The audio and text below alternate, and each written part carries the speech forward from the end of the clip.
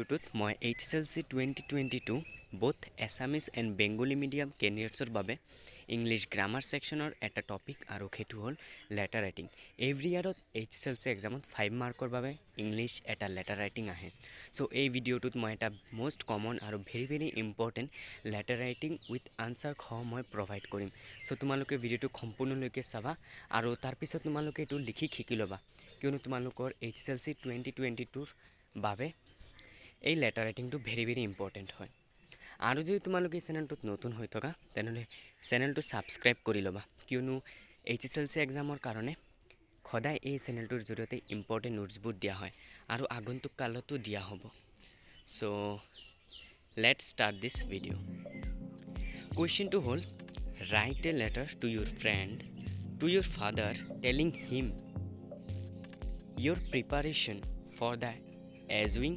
HSLC examination it means তোমার HSLC এক্সামৰ প্ৰিপাৰেচনৰ বিষয়ে তোমাৰ ফাদাৰত এটা লেটাৰ লিখিব লাগে তো তোমালোকে এনসাৰত লিখিবা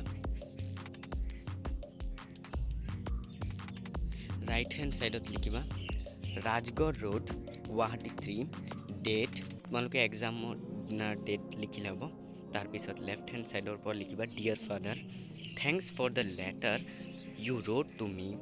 I am pleased to know that everyone is fine in the family. Since you asked me about my preparation for the HSLC examination, I am writing this letter to you. Next pair likhba.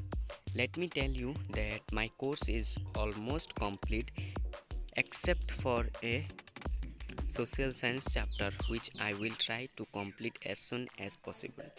My tuitions are going on in full swing. This time I have scored pretty well in my pre-test examinations and now I am working hard for my tests.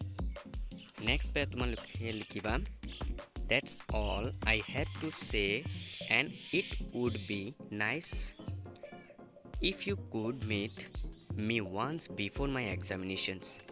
Give my love to mom, sister and the whole family. Tar pisot tolot left hand side likhiba to name ya tumaluke jikono eta alphabet likhiba a b eta likhili hobo tar pisot likhiba your lovingly address didiba tumaluke xyz ya tumaluke nijor personal information share nokoriba